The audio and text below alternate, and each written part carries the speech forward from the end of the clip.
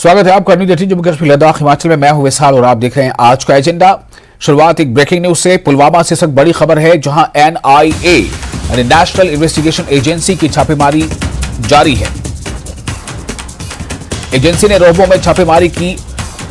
Terror funding मामले में कार्रवाई चल रही है।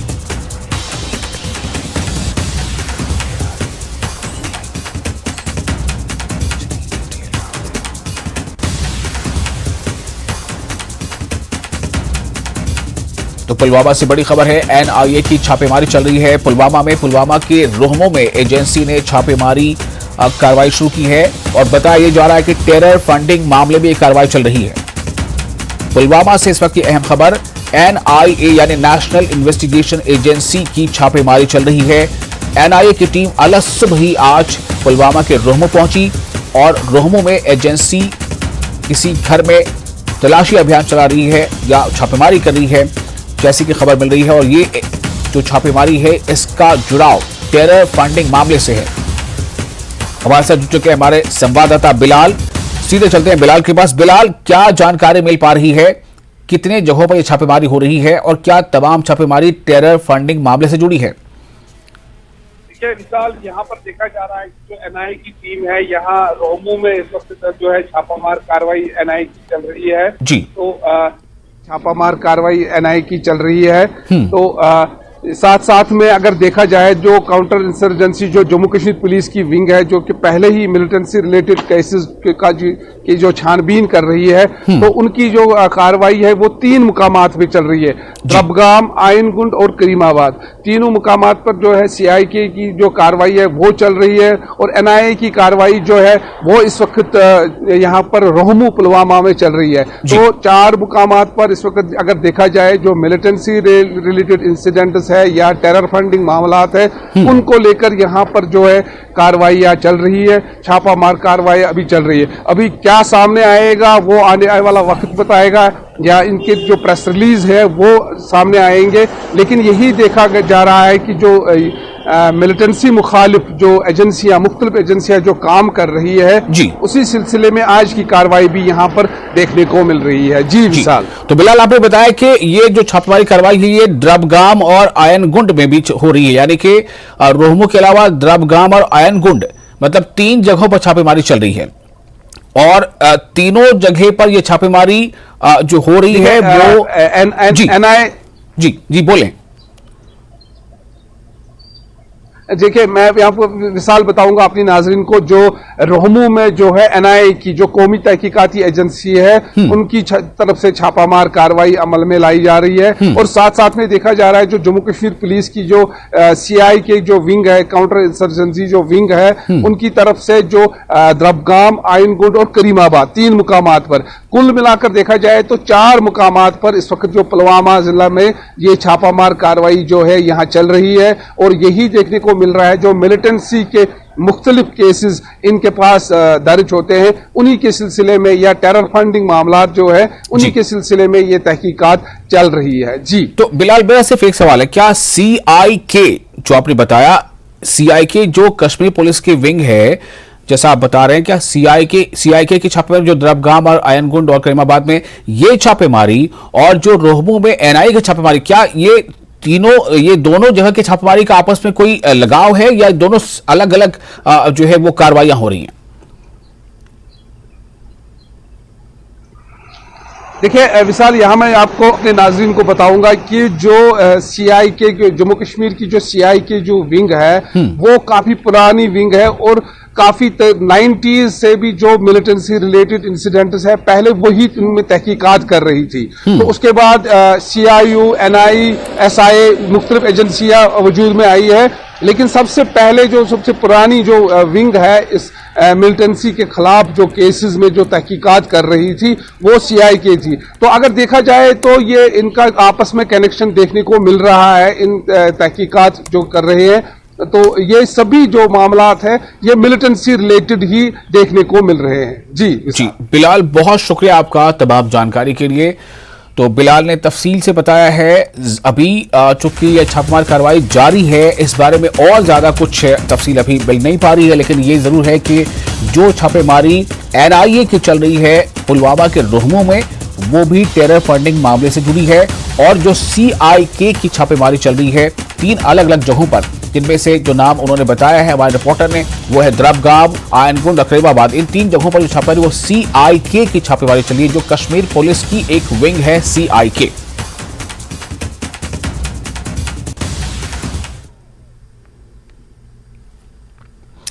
महाराष्ट्र के थाने हादसे में गार्डर लॉन्चिंग गिरने से जो हादसा पेश आया उसमें अब तक 16 लोगों की मौत हो गई है। पहले यह खबर थी कि शायद 14 लोगों की जाने गई, लेकिन अब यह खबर है कि इसमें मरने वालों की संख्या बढ़कर 16 हो गई है और इसमें 3 लोग घायल बताए जा रहे हैं। ये जो हादसा पेश आया है वो महाराष्ट्र के पुणे में पेश आया है। महाराष्ट्र के पुणे में गार्डर लॉन्चिंग मशीन के गिरने से यह हादसा पेश आया। 16 लोगों की मौत हो गई है, 3 लोग घायल हैं। काफी दर्दनाक, काफी अलमनाक, काफी जो है एक बड़ा हादसा ऐसे माना जा सकता है, क्योंकि वहां पर जो लोग भी उस वक्त ड्यूटी पर तैनात थे, उनमें कुछ ड्यूटी सुपरवाइजर थे या जो मजदूर थे वो उस वक्त ड्यूटी पर तैनात थे। और उसी दौरान ये जो गार्डर लॉन्चिंग मशीन है, दरअसल गार्डर लॉन्चिंग मशीन जो है एक भारी भरकम मशीन होती है, काफी भारी भरकम होती है। और ये उस समय इसका इस्तेमाल होता है जब कोई फ्लाईओवर या ब्रिज बन रहा होता है, तो उसमें गार्डर को लॉन्च करने के लिए इस मशीन की मदद ली जाती है। तो गार्डर लॉन्चिंग मशीन जो है वो अचानक गिर पड़ती है। उसके गिरने से वहां उस घटना स्थल पर जो लोग भी उस साइट पर काम कर रहे थे, जो मजदूर, उनमें से काफी लोग उसके नीचे दब जाते हैं और कुचले जाते हैं, जिसके नतीजे में अब जो संख्या सामने आ रही है उसके मुताबिक 16 लोगों की मौत हो चुकी है, 3 अब भी घायल बताए जा रहे हैं।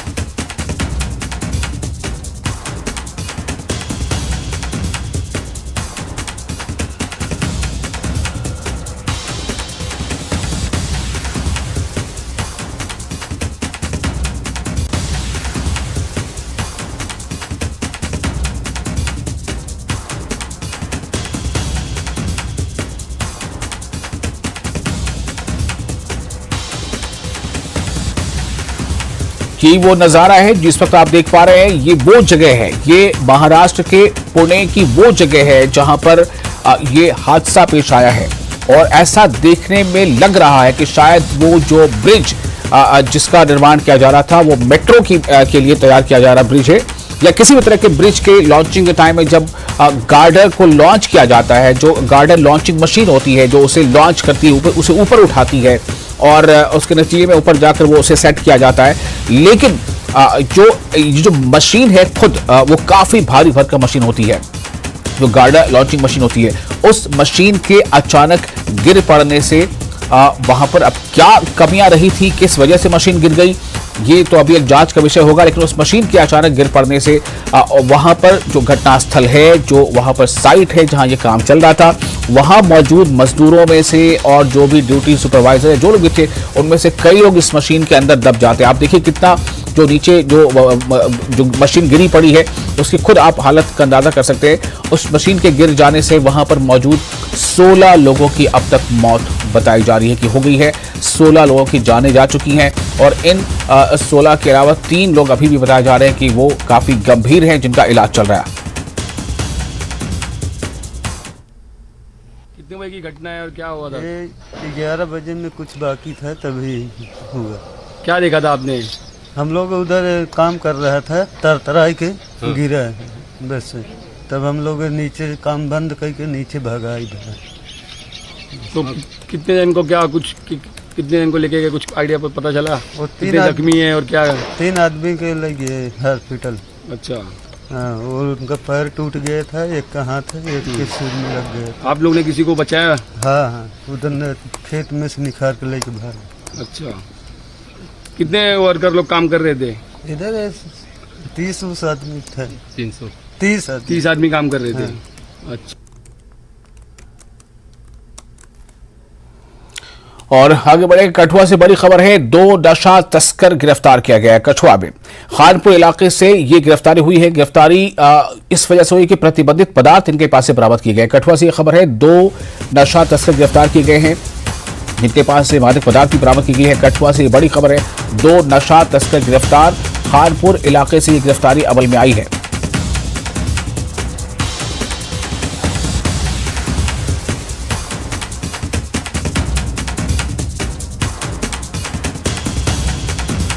कठुआ से बड़ी खबर है, 2 नशा तस्कर गिरफ्तार किए गए। खानपुर इलाके से गिरफ्तारी हुई है। प्रतिबंधित पदार्थ इनके कब्जे से बरामद किया गया है।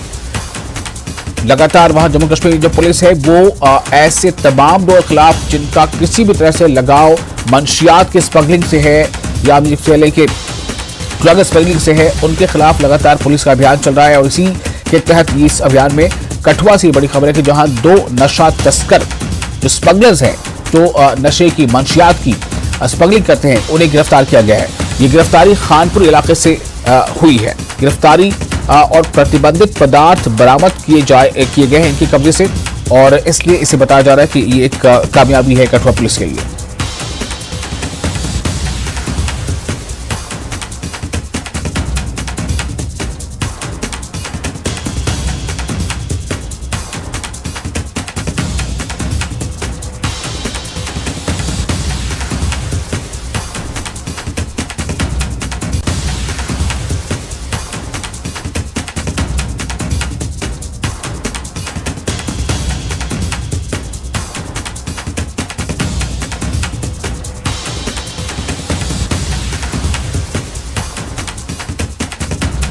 कठुआ से बड़ी खबर, 2 नशा तस्कर गिरफ्तार। खानपुर इलाके से हुई गिरफ्तारी, प्रतिबंधित पदार्थ भी बरामद।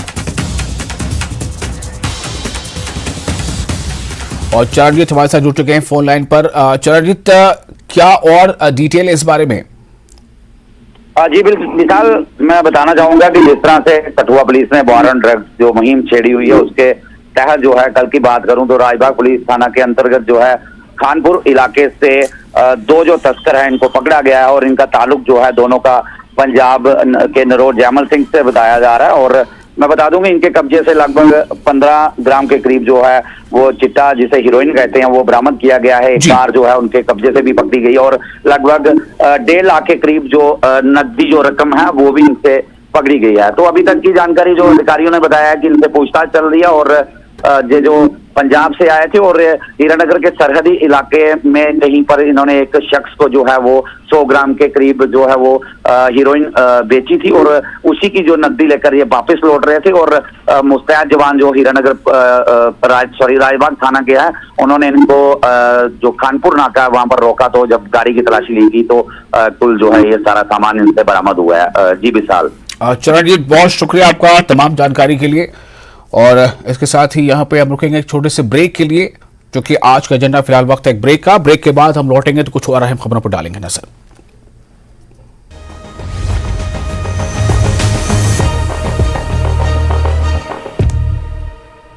हेडलाइंस प्रेजेंटेड बाय पेट सफा आयुर्वेदिक चूर्ण। पेट सफा तो हर रोग दफा।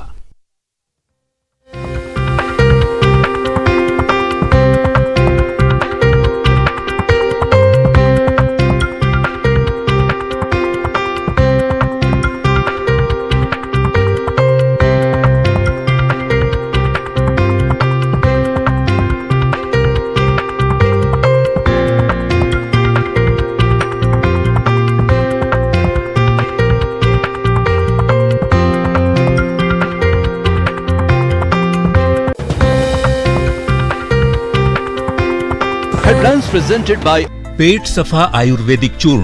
पेट सफा तो हर रोग दफा। क्षेत्रों के अधिकतर गांव में बाढ़ की स्थिति। करीब 4 महीने के इंतजार के बाद हिमाचल सरकार का अपना हेलीकॉप्टर आ गया। ये हेलीकॉप्टर राज्य सरकार को 2,58,000 प्रति घंटे के किराए पर मिला। ये पहले लिए गए हेलीकॉप्टर से 82,000 रुपए प्रति घंटा सस्ता है। कुल्लू जिले के बाढ़ प्रभावित क्षेत्रों में वायुसेना के हेलीकॉप्टर से विभिन्न क्षेत्रों में राशन सामग्री। ऊंची पहाड़ियों में फंसे भेड़ पालकों को आज भी पहुंचाया जाएगा राशन।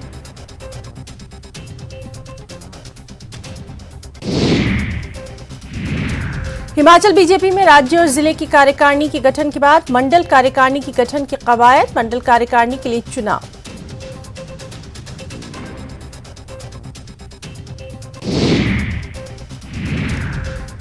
केंद्रीय मंत्री अनुराग ठाकुर अपने संसदीय क्षेत्र की 21 होनहार छात्राओं को भारत दर्शन करवाएंगे। इसके लिए सभी छात्राओं का चयन किया गया।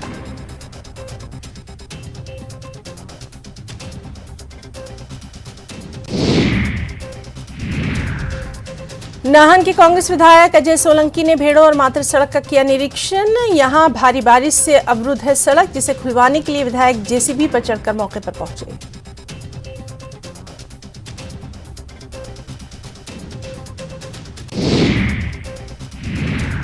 पोंग डैम से आए दिन छोड़े जा रहे पानी से ब्यास नदी उफान पर। ब्यास में अधिक पानी आने से फतेहपुर और इंदौरा के निचले प्रेजेंटेड बाय विश्व स्तरीय स्वास्थ्य सेवाओं और सही देखभाल के लिए आज ही आएं एसपीएस हॉस्पिटल लुधियाना।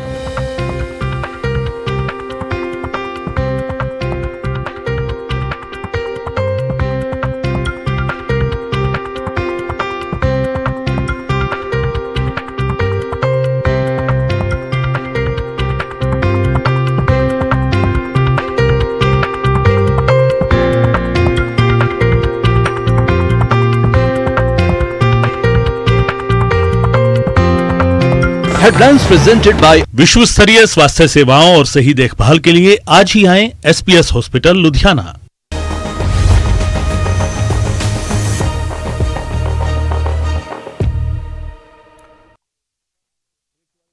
स्वागत है न्यूज 18 जेके पे। आप देख रहे हैं आज का एजेंडा। महाराष्ट्र के ठाणे में हादसा पेश आया है, एक बड़ा हादसा पेश आया, जैसा आपको हमने ब्रेक के पहले बताया। महाराष्ट्र के ठाणे में ये गार्डर लॉन्चिंग गिरने से हुआ यह हादसा। 16 लोगों की मौत हो चुकी है, अब तक 3 लोग घायल बताए जा रहे हैं।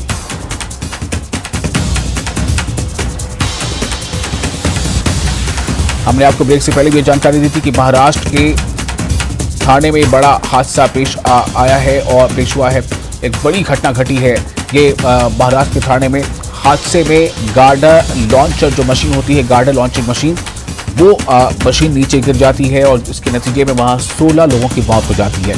इसमें 3 लोग घायल बताए जा रहे हैं।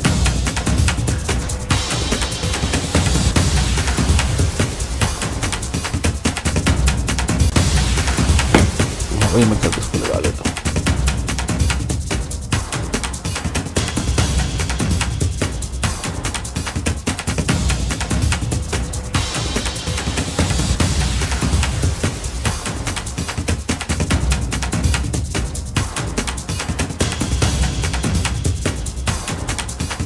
पेश आया।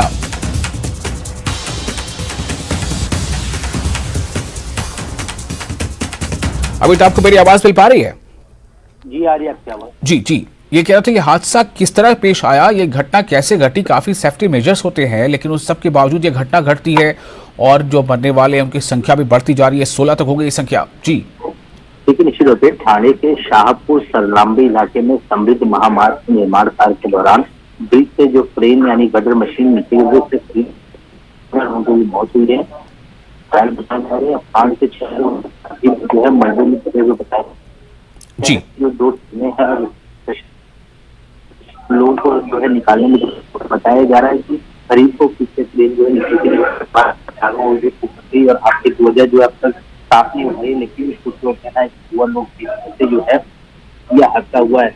पुलिस के मुताबिक इस इलाके में जो है समृद्ध एक्सप्रेस वे के फेज 3 का काम तेजी से रहा था। पुल के खंभों पर ब्रिज बनाने वाली क्रेन मौजूद थी और ब्रिज की गटर को क्रेन के माध्यम से ऊपर ले जाकर जोड़ा जा रहा था और क्रेन करीब 200 फीट की ऊंचाई पर ही। तभी अचानक जो ये हादसा जो हुआ है और इसमें 16 लोगों की तो बहुत 3 लोगों को निकाला गया, जो नजदीकी अस्पताल में एडमिट किया गया। 5 से 6 लोग जो है मलबे में दबे हुए हैं, ऐसा जो है बताया जा रहा है। मैं बताऊं, मौके पर स्थानीय प्रशासन से जुड़े सभी लोग मौजूद है और जो सार्वजनिक बांधकाम मंत्री है दादा भूसे, वो भी मौके पर मौजूद है। उन्होंने मौके मुआयना बातचीत की, राहत बचाव देखा। एनडीआर की 2 टीमें जो है वहाँ मौजूद है। और अमित, माफ कीजिएगा, आपकी आवाज हमें सही से मिल नहीं पा रही है, आवाज थोड़ी क्रैक हो रही है। हम कोशिश करेंगे फिर से आपसे संपर्क करने की, ताकि आवाज शायद बेहतर हो सके। फिलहाल ये आपको बता दें कि ये जो हादसा पेश आया, जो घटना घटी है, ये दुर्घटना है और इसमें जो जाया हुई हैं वो 16 हैं। 16 लोगों की अब तक ये सूचना मिल रही है, खबर मिल रही है कि 16 लोगों की मौत हो गई है। महाराष्ट्र के ठाणे में ये हादसा पेश आया है, ये घटना घटी है। और आप देख सकते हैं किस तरह से जो साइट है जहां पर ये गार्डर लॉन्चिंग मशीन जो फिट की हुई थी और उसका इस्तेमाल किया जा रहा था, गार्डर लॉन्चिंग के नीचे गिर जाने से, भारी भरकम होती है ये मशीन, उसके नीचे गिर जाने से वहां पर मौजूद जो कार में शामिल थे, वहां पर जो मजदूर या ड्यूटी ऑफिसर या सुपरवाइजर, उनमें से 16 लोगों की दर्दनाक मौत हो गई है। 3 अब भी घायल बताए जा रहे हैं। अगली खबर, नितिन गडकरी का हिमाचल प्रदेश दौरा आज होने वाला है। जी हां, केंद्रीय मंत्री नितिन गडकरी और आपदा प्रभावित क्षेत्रों का केंद्रीय मंत्री नितिन गडकरी दौरा करेंगे। बारिश और बाढ़ से हुए नुकसान का वो जायजा लेंगे। तो नितिन गडकरी आज पहुंचने वाले हिमाचल प्रदेश। तुलसी हमारे साथ जुड़ चुके हैं ज्यादा जानकारी के साथ, हमारे रिपोर्टर। तुलसी, क्या कार्यक्रम है, कब वो पहुंचेंगे और कहां कहां जाएंगे केंद्रीय मंत्री नितिन गडकरी? जी विशाल, बिल्कुल देखिए, जिस तरह से आज जो है केंद्रीय भूतल परिवहन एवं राजमार्ग मंत्री नितिन गडकरी का 1 दिवसीय कुल्लू दौरा है और सुबह 9:30 बजे वो भुंतर एयरपोर्ट पहुंचेंगे, जिसके बाद भुंतर एयरपोर्ट से लेकर मनाली तक जो है जितने भी नेशनल हाईवे को जो नुकसान हुआ है उसका जायजा लेंगे। और इस दौरान जो है वो मनाली के जो बड़ागढ़ रिजॉर्ट है वहां पर जो NHAI के जो अधिकारी है वो उनको नुकसान की प्रेजेंटेशन भी देंगे कि किस तरह का कितना नुकसान हुआ है। और उसके बाद वो मीडिया से भी मुखातिब होंगे, क्योंकि मीडिया को जानकारी देंगे कि किस तरह से जो नेशनल हाईवे में जितना नुकसान हुआ है और उसके बाद में रिस्टोरेशन कैसे होगी। तो कुल मिलाकर आज जिस तरह से इस दौरे में जो है प्रदेश के मुख्यमंत्री सुखविंदर सिंह सुक्खू और विपक्ष नेता प्रतिपक्ष जयराम ठाकुर और विपक्ष के नेता और पक्ष के नेता, बहुत सारे नेता जो है इस दौरे में रहेंगे। और पूरे जो लगभग 2 बजे तक का ये जो कार्यक्रम है उसमें जो पूरे प्रदेश की सरकार के जो मंत्री है, मुख्यमंत्री है और इसके अलावा जो नेता प्रतिपक्ष है वो पूरा का पूरा जो बाढ़ से हुए नुकसान है उसके बारे में नितिन गडकरी से चर्चा करेंगे। और उसके बाद जिस तरह से कुल्लू मनाली की बात करें तो लगातार नेशनल हाईवे पूरी तरह से क्षतिग्रस्त हुआ है। ऐसे में नेशनल हाईवे को कितनी जल्दी जो है वो दुरुस्त किया जा सके, ताकि आने वाले समय में जिस तरह से पर्यटन की बात करें तो 20-25 दिनों से जो हिमाचल की बात करें या फिर कुल्लू मनाली की बात करें, पर्यटन को बहुत बड़ा नुकसान हुआ है। ऐसे में नेशनल हाईवे को जो है जल्द से जल्द रिस्टोर करना जो प्राथमिकता रहेगी सरकार की, ताकि आने वाले समय में जो टूरिज्म को नुकसान हुआ है उसकी भरपाई हो सके। और इसको लेकर कहीं ना कहीं नितिन गडकरी का जो दौरा है वो अहम दौरा है, क्योंकि कुल्लू मनाली की बात करें तो 4 लेन और नेशनल हाईवे को बड़े स्तर पर नुकसान हुआ है, जिसके लिए केंद्र से जो बजट भी मुहैया करवाया जाएगा ताकि आने वाले समय में इसकी रिस्टोरेशन हो। जी विशाल जी, तो क्या केंद्रीय मंत्री सिर्फ आज 1 दिवसीय उनका दौरा होगा या वो ठहरेंगे हिमाचल में कहीं?